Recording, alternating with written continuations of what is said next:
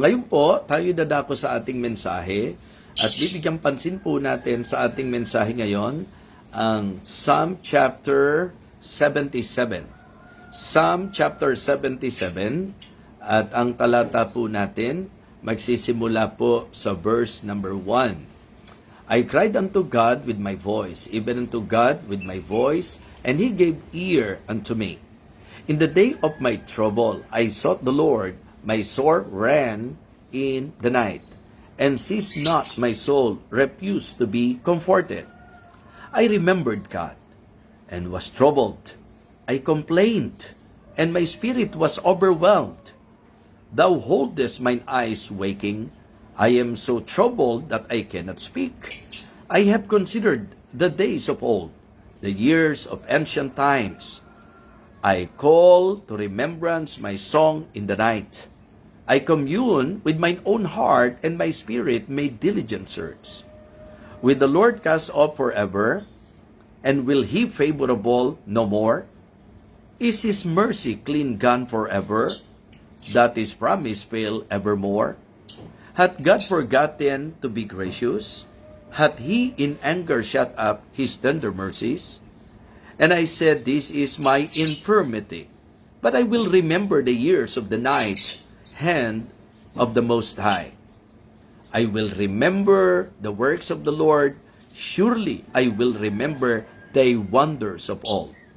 I will meditate also of all thy work, and talk of thy doings. Thy way, O God, is in the sanctuary. Who is so great and a God as our God? Verse number 14, this is our key verse. This is our key text. Thou art the God that doest wonders. Thou art the God that doest wonders. Thou hast declared thy strength among the people. The title of the Lord's message this morning para sa ating magiging pagsasalo-salo ay ang pamagat na The God of Wonders. The God of Wonders. Kung gusto niyo po, pwede ring The God of Miracles. But specifically, ang sabi ng verse number 14, Thou art the God that doest wonders. Thou hast declared thy strength among the people. Purihin po ang pagbasa ng salita ng Diyos. Let us go to Him in prayer. Let us pray. Our gracious loving God, our Father in heaven, thank you for saving us. Thank you for the gift of eternal life. Thank you even for your word. This morning, Lord, we humble ourselves before you. We want to hear your words, Heavenly Father, once again. May you talk to us. May you bless us. May you remind us.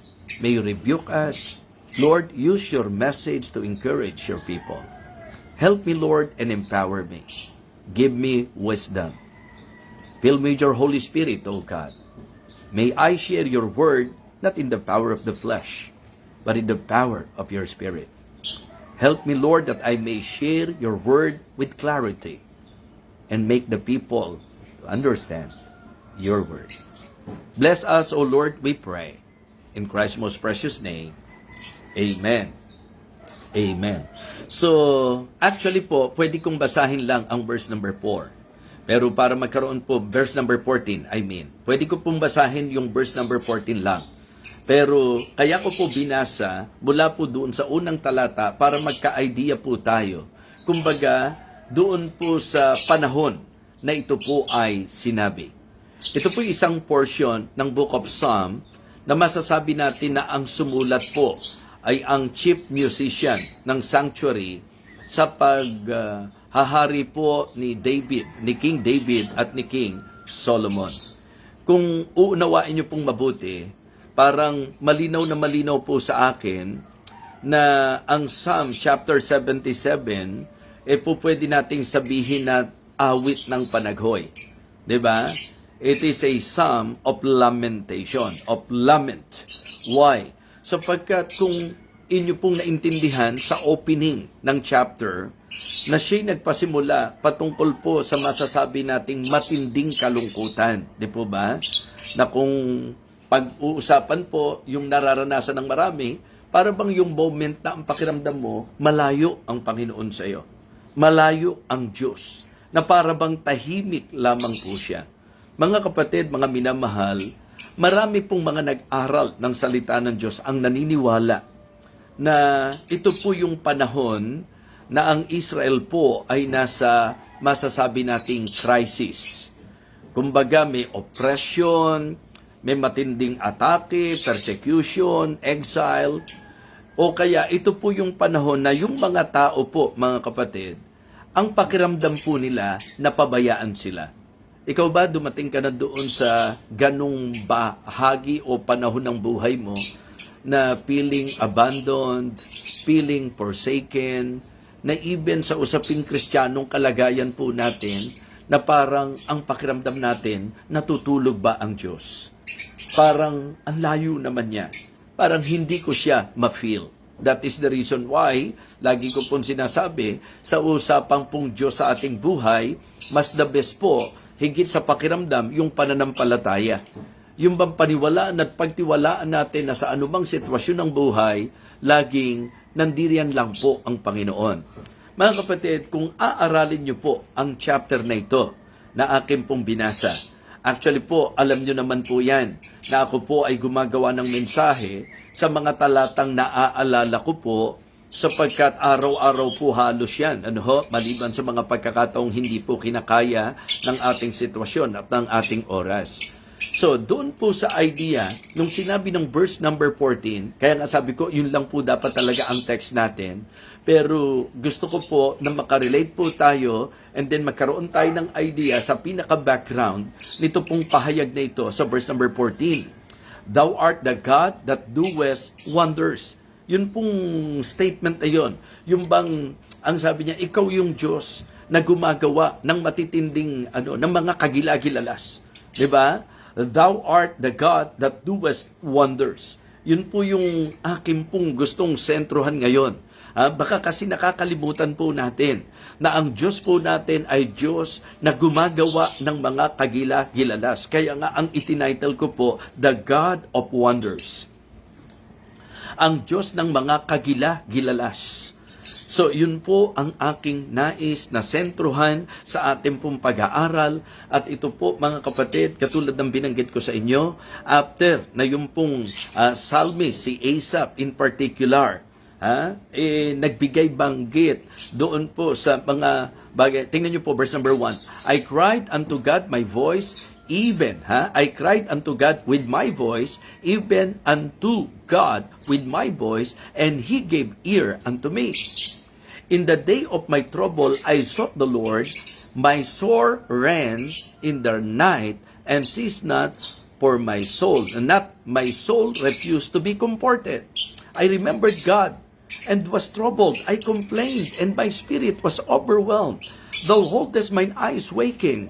I am so troubled that I cannot speak. I have considered the days of old, the years of ancient times. I call to remembrance my song in the night. Yun po yung isang iniisip ko, na maganda rin palang title yun, Song in the Night. Kasi yung idea po, yung paglalarawan po dito ng salitang night, alam niyo po yan, yung madilim na bahagi ng ating buhay. Mga kapatid, sa mga negatibong sitwasyon, sa madidilim na bahagi ng ating buhay, sa mga difficult situation, mga kapatid po, pwede po merong awit na talagang yun po ay sa nakikita po natin, yung iba sa malungkot nilang kalagayan, nakaka-compose ng song, something like that. So, but in the Christian concept, meron pong mga karanasan po tayo na kung saan magbibigay ng mensahe ang Panginoon. Kung napansin niyo po yung kanyang mga pahayag, para bang dumating doon siya sa punto, lalo na yung mga part dito na yung mga tanong niya, ang sabi ng verse number 8, Is His mercy clean gone forever? That His promise fail forevermore? Hath God forgotten to be gracious? Hath He in anger shut up His tender mercies? And I said, This is my infirmity, but I will remember the years of the night, of the right hand of the Most High. So, yun po. Sa mga panahon na tayo po'y nadidimlan, sa mga panahon na tayo po'y nahihirapan, sa mga panahon na tayo po'y nasasaktan, sa mga panahon na tayo po'y naguguluhan, maganda po siguro na talagang alalahanin po natin ang Diyos, ang mga gawa ng Diyos. Particularly, yung kanyang mga kagilagilalas na gawa. Yung bang itatak natin sa puso natin na ano man ang sitwasyon natin, our God is the God of wonders. Diba? So, doon po sa mga unang verses na ito, actually po, pinakita po dyan yung mga masasabi nating distress, yung mga pagtatanong po ng psalmist, pagdating po ng verses 10, hanggang sa mga sumusunod na talata, ito po yung parang naging turning point na inalala niya po ang Diyos, di po ba? Yung bang inisip niya, yung mga ginawa ng Panginoon, hanggang sa verse 14 nga, sabi niya, Thou art the God that doest wonders. Okay? Malaking bagay po yan eh. Na kapag tayo nadidimpla, nabibigatan, nahihirapan, tapos maalala mo, ang Diyos nga pala natin ay Diyos na kagilagilalas at gumagawa ng mga kagilagilalas na bagay. Kaya ang makikita niyo po sa chapter na ito, sa mga huling bahagi po, naalala po niya, 'di ba? Yung mga matitinding ginawa ng Panginoon. Kaya dito po tayo sa sentro ngayon, mga kapatid, Thou art the God that doest wonders, Thou hast declared Thy strength among the people. So, kaya pakinggan niyo pong mabuti at nawa ito po ay ma-appreciate ng bawat isa sa atin. Mga kapatid, knowing that our God is the God of wonders, ako ang paniniwala ko po, malaking bagay na maniwala tayo at paniwalaan po natin na siya'y kagilagilalas at ang kanyang mga gaway kagilagilalas. So the first point, believe His wonders. Believe His wonders.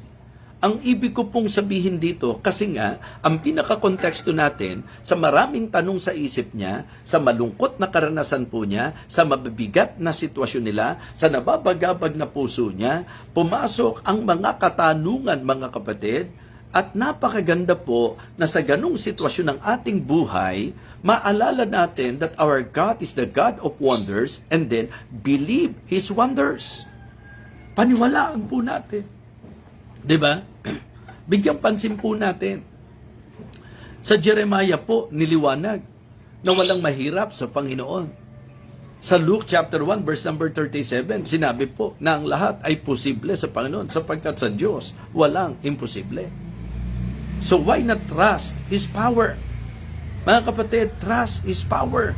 Pagtiwalaan po natin the God of wonders, believe His wonders, mga kapatid, by trusting His power. Yung kanyang kapangyarihan. Kaya pag binasa nyo po sa mga susunod na talata, binigyang pansin na po dyan. Yung pong naalala niya, the mighty acts of God. Yung matitinding gawa ng Panginoon. Kapag ka dumarating ka, kapatid, na ikaw ay medyo talagang nahihinaan ng loob, ang isang magagawa mo, alalahanin mo yung mga matitindi, kagilagilalas na gawa ng Panginoon sa ating mga buhay. I believe, kung magiging honest po tayo, walang sino man sa atin na hindi nakaranas dito ng makapangyarihang gawa ng Panginoon.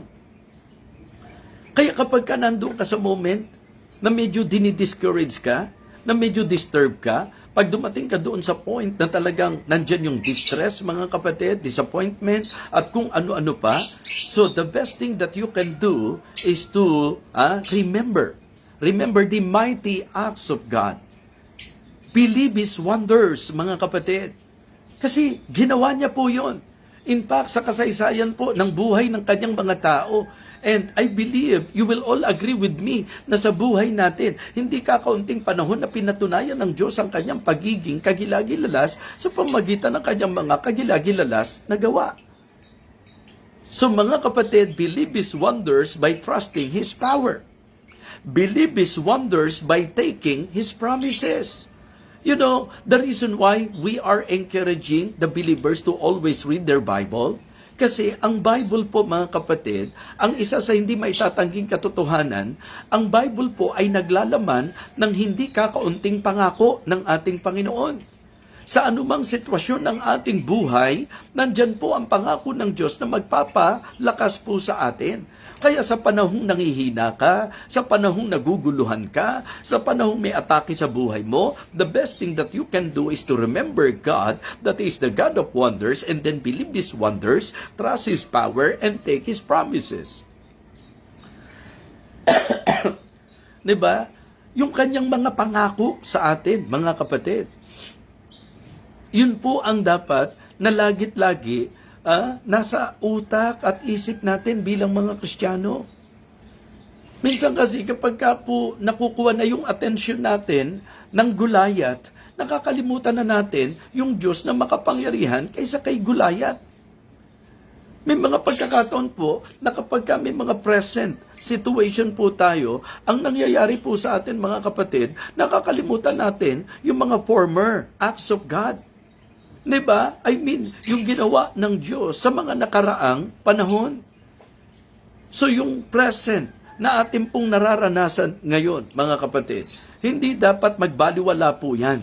Dito sa sinasabi ng talata, ang linaw po eh. Diba?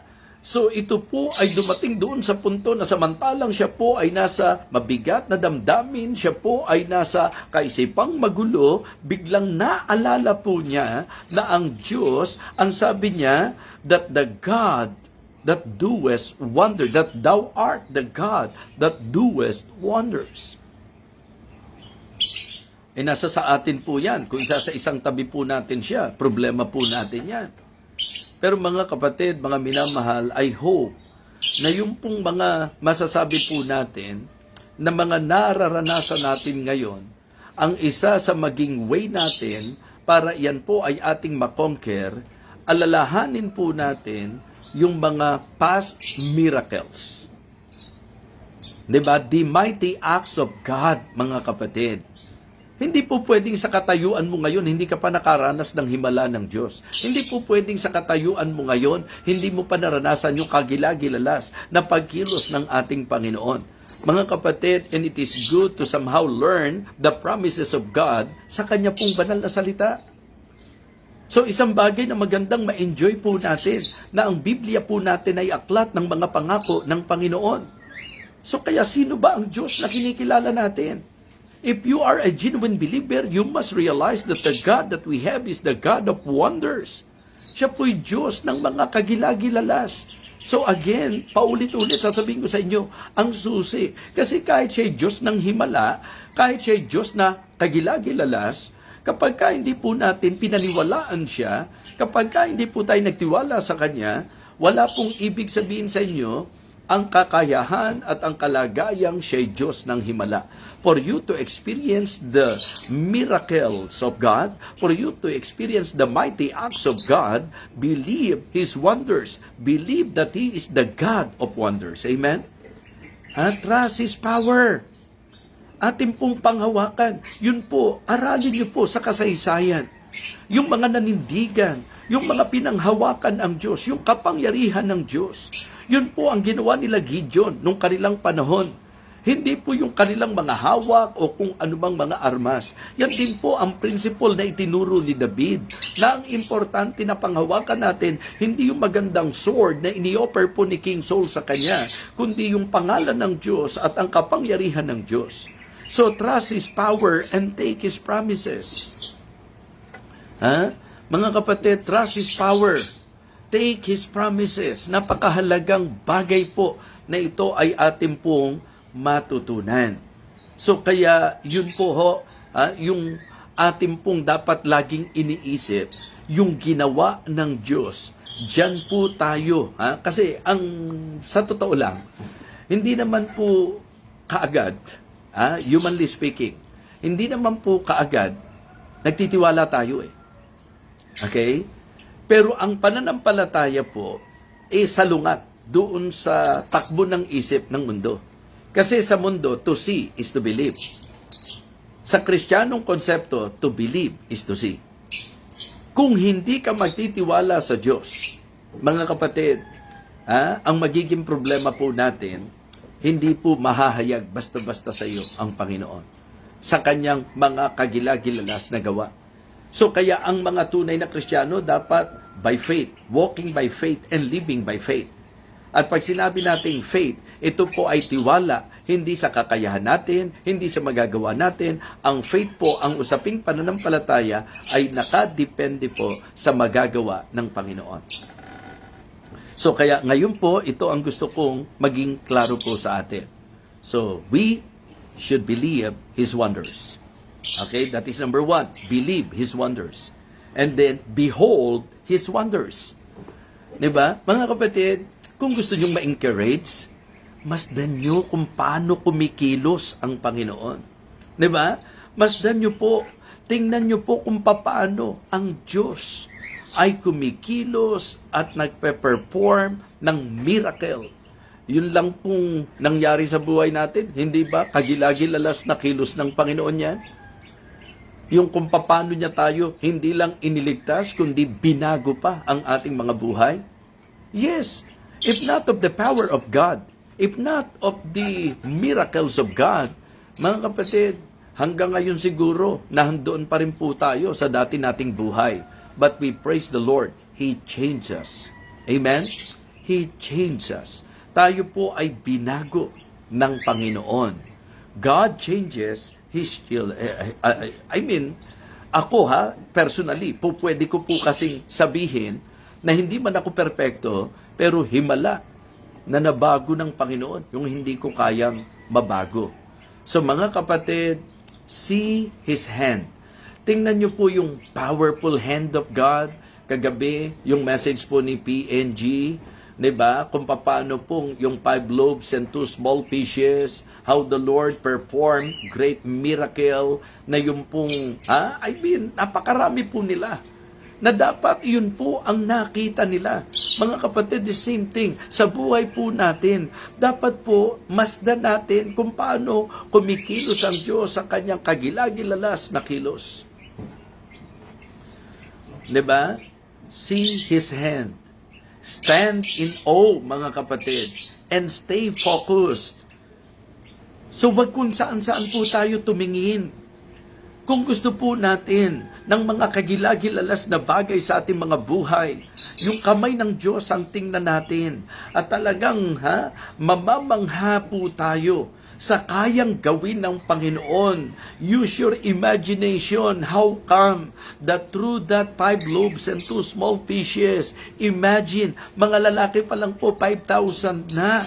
Yung mga anak-anak po niyan, ibig sabihin yung mga bata po, yung asa-asawa po nila, mga kapatid, how many people were fed through that miraculous work of our Lord Jesus Christ. So it is very important, mga kapatid, na ating pong masdan. Kasi hayag naman po ang gawa ng Diyos Amen? Diba? So yung wonders of God, visible po yan. Obvious po yan, mga kapatid. Kita po yan. So, pero ito po ay magiging lalong hayag sa mga doon po nakatingin. Kaya stay focused. Huwag niyo pong alisin yung pong ating paningin sa Diyos na kagilagilalas, sa Diyos ng himala. Diba? Huwag mangyari na kapag ka nagkasakit tayo, yung isip natin, inagaw na po ng sakit natin. Kung tayo po'y nagkaroon ng matinding karamdaman, makita po natin na sa usaping pananampalataya, a good opportunity for you to trust the power of God and to somehow, mga kapatid, take His promises, yung pong kanyang mga pangako. Panghawakan po natin yan. Samantalang nakatingin ka sa problema, ano ang dulot sa kanila? Troubled po sila Samantalang nakatingin po sila sa mga negatibong sitwasyon nila, nangihina po sila Bagsak balikat po sila. Hindi pa ganyan din po ang nangyayari po sa atin? Hindi po ba, in the reality of life, kahit Kristiyano ka pa, once na ang focus mo nandoon sa mga masasabi nating bagay ng mundong ito, atake ni Satanas, problema rito, problema doon, discouragement, disappointment, ang daming bagay po na po pwede. Kaya napakahalaga po na ating pong bigyang pansin na sa buhay po natin ang magandang masdan ay ang gawa ng Diyos at hindi ng kung sino paman. Behold His wonders. Diba? Believe His wonders. Behold His wonders. Nakakadalawa na po tayo. Ang sabi po ng psalmist, ang sabi ni Asaph, diba? Thou art the God that doest wonders. Ikaw ang Diyos na gumagawa ng mga kagilagilalas. Di ba? Dapat, yun din po ang i-declare natin, mga kapatid. Yun po dapat nasa isip natin.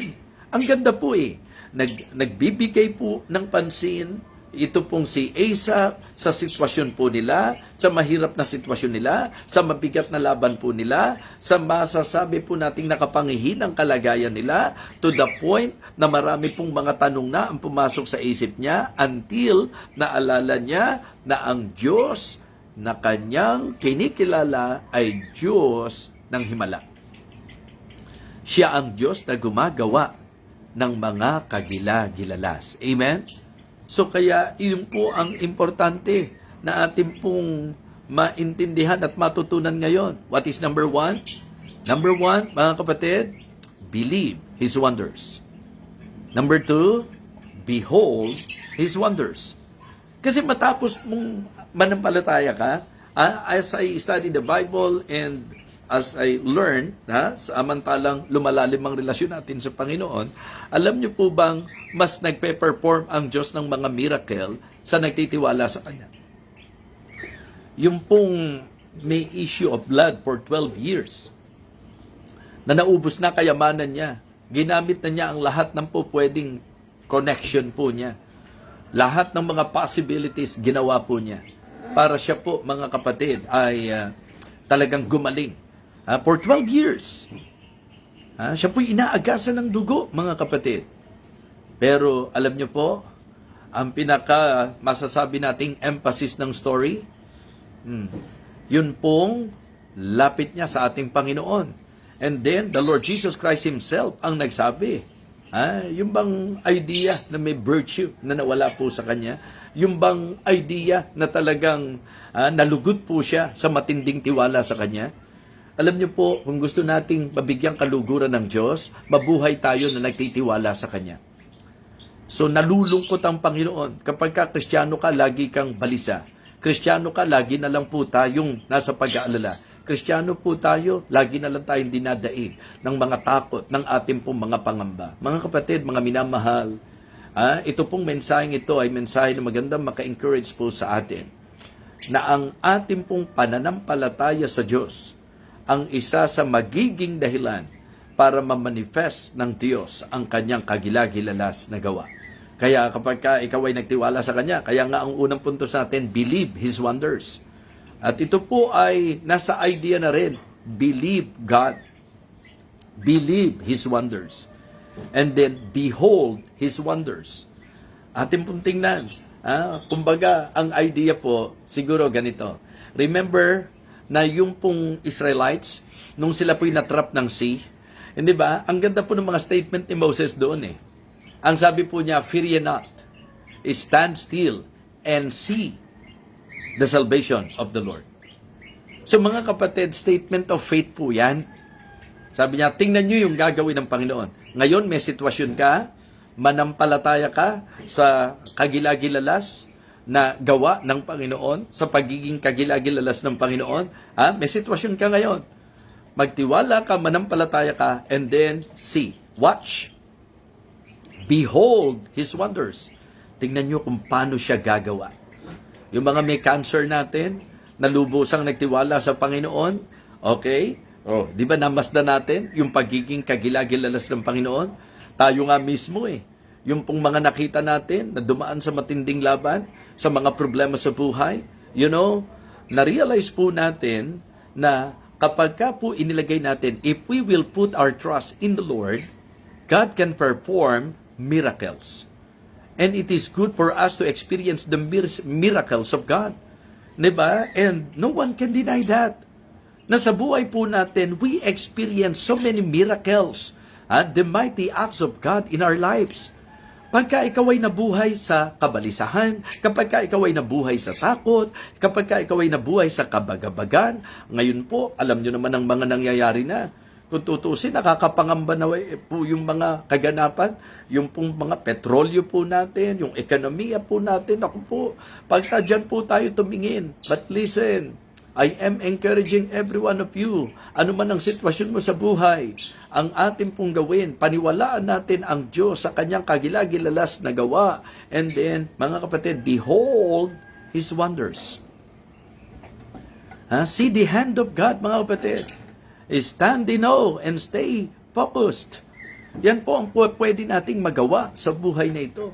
Yung lagi, wag mong iaalis ang tingin mo sa Diyos ng himala. Wag mong ialis ang iyong atensyon at focus sa Diyos ng kagilagilalas. Okay? Number 1, believe His wonders. Number 2, behold His wonders. Number 3, broadcast. Broadcast His wonders. Proclaim. Proclaim His works, mga kapatid. Atin pong ipahayag yung kanyang gawa. Let us praise the Lord, mga kapatid. Let us proclaim Him. Let us praise Him. And, it is good na tayo po ay lagi at lagi manghawakan sa Kanya. Mga kapatid, mga minamahal, sa totoo lang po, ang ating pong masasabi nating nasasayang na panahon ay dahil na rin sa hindi natin natututunang pagtiwalaan ang ating pong Panginoon.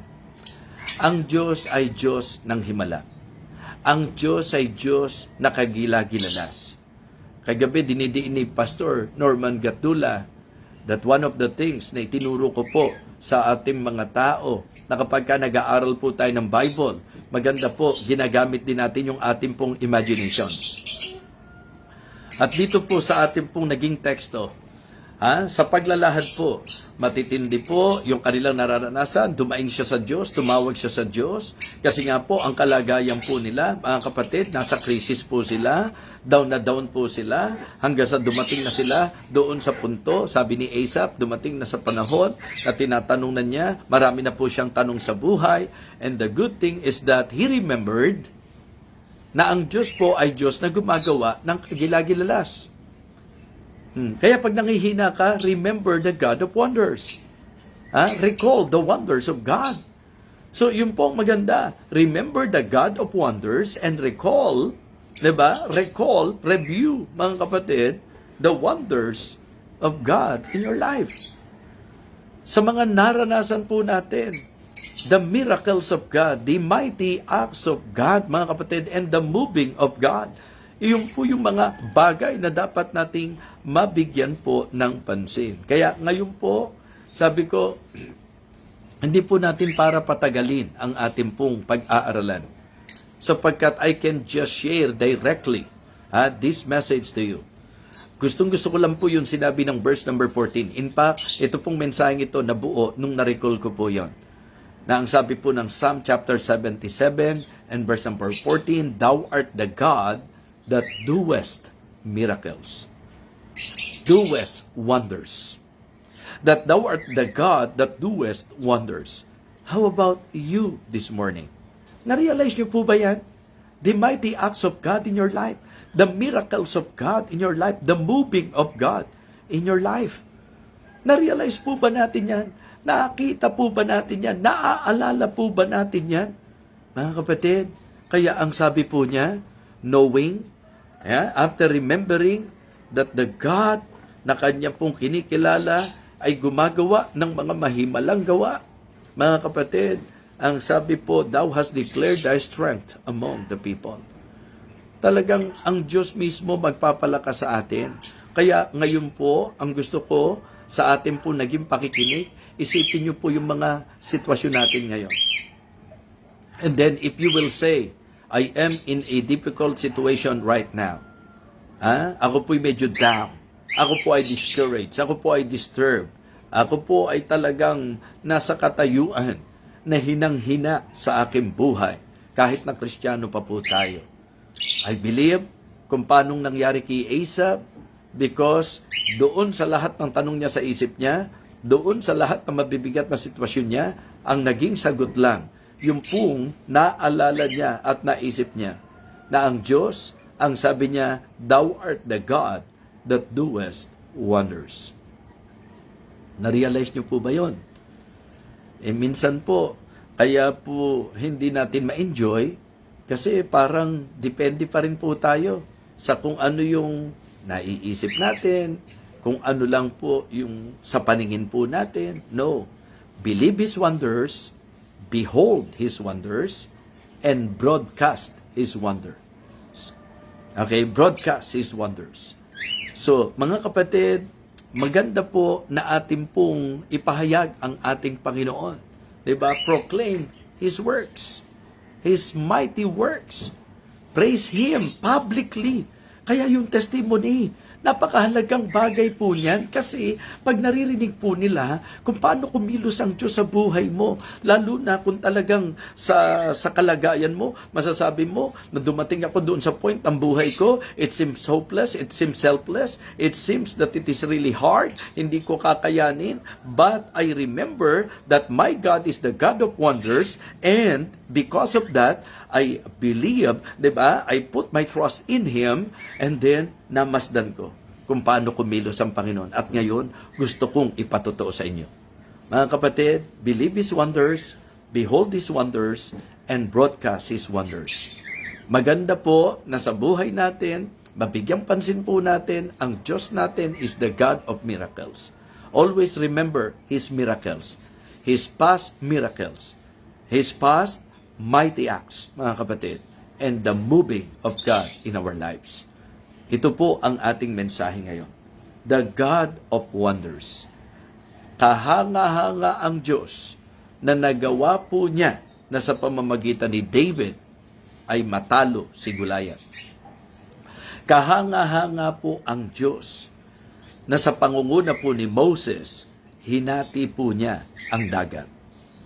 Kahanga-hanga po ang Diyos doon po sa naging pagsunod at pagtitiwala ni Gideon sa ibinigay po niyang instruction kung paano po tinalo nila ang napakaraming kalaban. Ito po'y mga kagilagilalas na gawa ng Diyos. And it is good for all of us to realize that and to always remember that na ang Diyos natin, He is the God of wonders. And then, balikan mo po yung mga kagilagilalas na ginawa ng Diyos sa iyong buhay. Kung ano ka na ngayon, kung nasaan ka na ngayon, at mga kapatid, huwag kang magdadalawang isip to broadcast, to testify, to share, okay? And to publicly praise Him, proclaim Him. And then, atin pong i-encourage ang iba. Pass it on. Amen? Pass it on. Pagka may mga nakausap kayo, oy kapatid, alam mo, dumaan din ako sa ganyang sitwasyon. In fact, mabigat nga dyan yung dinaanan ko. But you know, kahanga-hanga ang naging pagkilos ng Panginoon. Kahanga-hanga ang Diyos, kahanga-hanga ang kanyang gawa. Ang ginamit na salita, kagilagilalas, mga kapatid. Ang Diyos, kagilagilalas ang kanyang mga gawa. Mga Kristiyano, let us experience and enjoy the God of wonders. Atin pong maranasan at i-enjoy po natin ang Diyos natin, Diyos ng mga kagilagilalas na kilos sa ating mga buhay. Let us pray. Lord, thank you po. Nawa ang mensaheng ito ay naging encouragement. Panginoon, salamat po because the message is very true. May mga pagkakataon lang na naaagaw po ang aming focus, ang aming atensyon. May mga pagkakataon lang po, Panginoon, na talagang nakakalimutan po namin kung ano na yung mga pinatunayan at ginawa mo sa aming mga buhay. I pray, O Father, that you will continue to work in our lives. Again, may this message serve as a reminder to all of us, O God. Nawa, hindi po kami pumayag na matatalo kami ng mga kabalisahan, ng mga kabagabagan. Lord, may we realize na sapat na kami merong Diyos ng himala. Sapat na merong kaming kagilagilalas na Diyos at Diyos na gumagawa ng kagilagilalas na mga bagay. Panginoon, inilalapit ko po sa iyo ang bawat isa sa amin. Ano man po ang daanan namin, ano man po ang maging sitwasyon namin, ano man po ang atake ni Satanas sa buhay namin, nawa ang lagi itatak mo sa isip at puso po namin na kami po ay merong Diyos na kagilagilalas at ang kanyang mga gawa ay kagilagilalas. Panginoon, paniwalaan at pagtiwalaan po namin ang iyong kagilagilalas na kilos at gawa sa aming mga buhay. Panginoon, hiling ko po na talagang kami po ang maging patotoo na ikaw ay Diyos na kagigilalas, Panginoon. Thank you so much. Ikaw, dakilang Diyos, ang amin pong lagit-lagit pangahawakan sa buhay na ito. Nawa, napalakas po ang mga nangihina. Nawa, dakilang Diyos, napaalalahanan po ang mga nakakalimot. Nawa, dakilang Diyos, naliwanagan po ang mga tila nasa dilim ngayong sandaling ito. Thank you for the message. Thank you for your word. Thank you for your enabling grace. Thank you for using your humble servant. May you continue to give me wisdom. May you continue to guide me. May you continue to bless me. And may you bless all the people na amin pong pinagmiministeryohan. Sa iyo lamang po ang kalwalatian at kapurihan, aming Ama. Ito po ang aming panalangin. Sa pangalan po ng aming Panginoong Jesus. Amen. Amen. Actually, marami pa po akong gustong i-share patungkol sa Diyos na kagilagilalas. Pero syempre po, limited po ang ating time. Kaya ang request ko po, kayo po ang magbulay-bulay sa mensaheng ito na ating napakinggan. Bago po ang tuluyang pagtatapos natin, again, maliwanag po ang ating mensahe, The God of Wonders. At ang ating pong mga puntos ay magandang ating pong mabigyang pansin. Believe His wonders. Behold His wonders. And broadcast His wonders. Ang ibig sabihin, trust Him. Amen? Yun po ang ibig sabihin yan, mga kapatid. So, ating pong pagtiwalaan po siya and let us testify of Him. Ating patutuhanan po siya.